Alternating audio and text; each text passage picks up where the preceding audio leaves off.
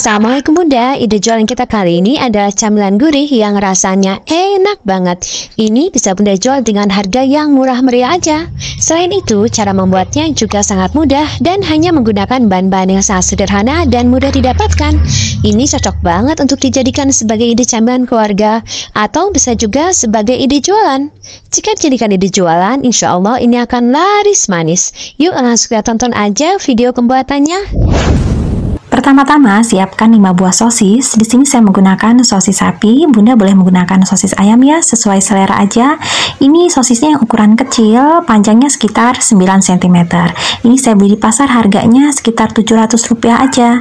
Sosis ini saya potong menjadi 4 bagian. Jadi nanti satu resep ini akan menghasilkan 20 potong. Tapi nanti yang kepakai hanya 19 potong aja ya. Sosis ini saya goreng sebentar agar matang, karena nanti camilan kita cuma digorengnya sebentar aja. Kalau nggak digoreng terlebih dahulu, ini khawatir nanti nggak terlalu matang sosisnya. Nah, ini sosisnya bisa kita sisihkan terlebih dahulu. Kemudian siapkan juga cabai merah keriting. Ini kurang lebih ada 9 buah ya Bun ya. Ini saya iris tipis. Di sini saya menggunakan cabai merah segar seperti ini karena kebetulan di tempat saya cabai merah lagi murah-murahnya. Tapi kalau misalnya di tempat Bunda sedang mahal, ini boleh diganti ya dengan cabai bubuk, karena memang cabai bubuk itu lebih stabil harganya jika digunakan untuk bahan baku jajanan untuk dijual. Nah, ini udah ya, ini bisa kita sisihkan terlebih dahulu. Kemudian siapkan juga 2 batang daun bawang. Ini yang ukuran agak besar. Ini sudah saya cuci bersih dan saya iris tipis.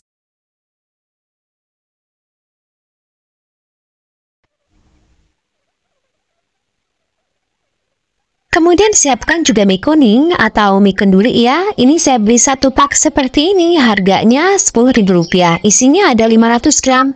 Tapi untuk satu resep ini yang terpakai hanya 200 gram aja. Mie ini akan saya rebus sampai lunak. Nah, ini airnya udah mendidih ya. Kalau udah mendidih seperti ini, bisa kita masukkan aja mie-nya. Ini kita masak sampai minyak ini lunak dan matang. Tapi jangan terlalu gembekan ya Bun ya. Nah, seperti ini udah cukup, ini udah matang. Ini bisa langsung kita matikan aja api kompornya dan ini kita tiriskan dulu. Nah, ini mie yang tadi barusan kita rebus. Kemudian ini saya gunting-gunting terlebih dahulu biar nggak terlalu kepanjangan. Nah, seperti ini udah cukup ya. Dan karena ini wadahnya terlalu kecil, ini akan saya pindahkan ke dalam wadah yang lebih besar untuk nanti lebih mudah saat pencampuran bahan lainnya. Kemudian masukkan juga kaldu bubuk sebanyak 2 saset. Di sini saya memasukkannya secara bertahap aja ya, agar lebih tercampur merata.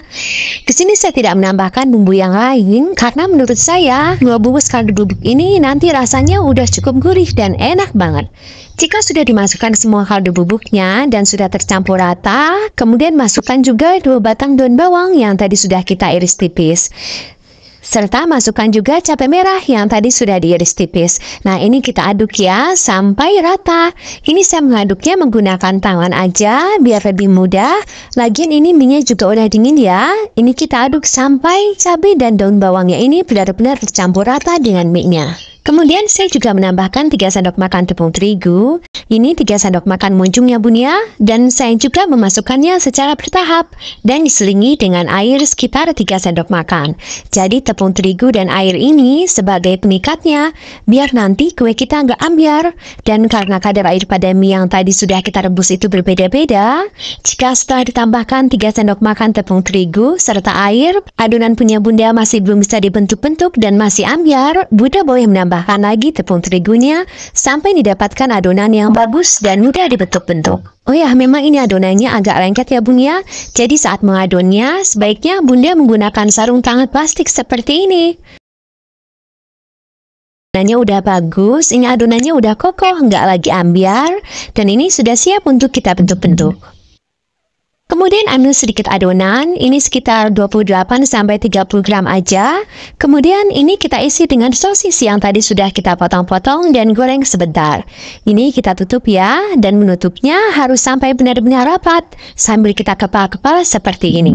Nah, ini kita kepal-kepal sampai sosisnya ini benar-benar tertutup dan bentuknya agak lonjong, serta teksturnya padat. Nah, jadinya seperti ini. Bagaimana mudah ya Bun ya cara membuatnya? Ambil sedikit adonan, ini ini sekitar 28-30 gram. Kemudian ini kita isi dengan sosis yang tadi sudah kita potong 4 dan goreng sebentar. Kemudian ini kita tutup dan dikepal-kepal. Jika Bunda membuat seperti yang ada di video, maka satu resep ini akan menghasilkan sekitar 19 mie kepal isi sosis seperti ini. Jika sudah diisi dengan sosis, ini bisa Bunda stok ya Bun ya. Jadi jika Bunda ingin membuat untuk jualan keesokan harinya, ini bisa Bunda buat 1 hari sebelumnya. Tinggal Bunda masukkan aja ke dalam wadah yang tertutup rapat dan disimpan di kulkas bawah. Kemudian dijual ataupun digoreng keesokan harinya. Atau ini bisa juga langsung digoreng.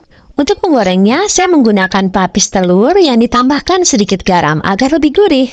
Untuk satu resep ini, 1 telur ukuran kecil seperti ini udah cukup. Yang penting ini telurnya dikocok sampai benar-benar lepas ya Bun ya. Karena kalau Bunda gak mau kocok telurnya ini sampai benar-benar lepas, ini nanti penggunaan telurnya akan boros. Ciri-ciri telurnya ini sudah terkocok lepas dengan bagus. Ini nanti ketika kita sendok, telurnya gak mudah tertarik ke bawah. Siapkan minyak dalam wajan secukupnya. Jika minyaknya udah panas, ini bisa langsung kita celupkan mie kepal sosisnya ke dalam kocokan telur. Ini kita goreng ya, dan saat Bunda memasukkan mie kepalnya ini ke dalam penggorengan, ini apinya dikecilkan terlebih dahulu. Dan jika sudah dimasukkan semua ke dalam wajan, ini baru apinya bisa kita naikkan ke level sedang. Ini kita masak sampai telurnya ini berwarna agak kecoklatan di kedua sisinya. Jangan lupa dibalik agar matangnya merata. Nah ini punya saya udah matang ya. Ini permukaan telurnya juga udah berwarna kecoklatan. Ini udah cakep banget. Ini bisa langsung kita angkat dan tiriskan. Lanjutkan menggoreng sampai selesai. Nah, ini mie kepal pertama tadi yang kita goreng ya. Ini terlihat sangat menarik dan menggoda selera. Ini terlihat lezat banget. Siapa yang menyangka jika camilan kita kali ini hanya terbuat dari bahan-bahan yang sangat sederhana dan murah meriah. Saya ini jual satuan, ini juga bisa Bunda kemas ya menggunakan plastik mika seperti ini. Ini punya saya ukuran 7x14 cm dan ini bisa diisi 5 buah. Boleh juga ditambahkan saus sambal saset sebagai pelengkap. Jika menggunakan plastik mika dan saus sambal saset seperti ini, silahkan disesuaikan lagi untuk harga jualnya. Atau jika Bunda ingin kemasan yang lebih elegan, misalnya untuk dijadikan snack box, ini bisa Bunda kemas menggunakan plastik bening seperti ini. Ini adalah plastik OPP yang ukuran 9x9 cm yang saya gunting agar ukurannya menjadi pas. Kemudian saya juga menambahkan stiker thank you seperti ini. Jika dikemas seperti ini, semakin menarik ya Bun ya, dan pastinya akan menaikkan nilai jualnya. Jika Bunda tertarik membeli plastik OPP dan stiker thank you seperti ini, agar lebih mudah, saya sudah nulis link pembelian online-nya di kolom deskripsi. Silahkan dicek. Atau jika ingin dijual di sekolahan, misalnya di SD atau SMP, ini bisa banget. Dan agar tampilannya lebih menarik, ini saya tusuk menggunakan tusuk sate seperti ini. Karena kan biasanya anak-anak tuh paling suka ya dengan jajanan yang ditusuk sate seperti ini. Dan untuk pelengkapnya, Bunda bisa menambahkan saus sambal encer. Cara membuatnya sangat mudah, hanya saus sambal kental yang ditambahkan dengan sedikit air matang. Jika ada anak-anak yang membeli, Bunda tinggal masukkan aja ke dalam plastik perempatan seperti ini. Ini bisa diisi 2 buah, kemudian disiram dengan saus encer yang tadi sudah kita buat. Nah, jadinya seperti ini. Sangat menarik ya Bun ya.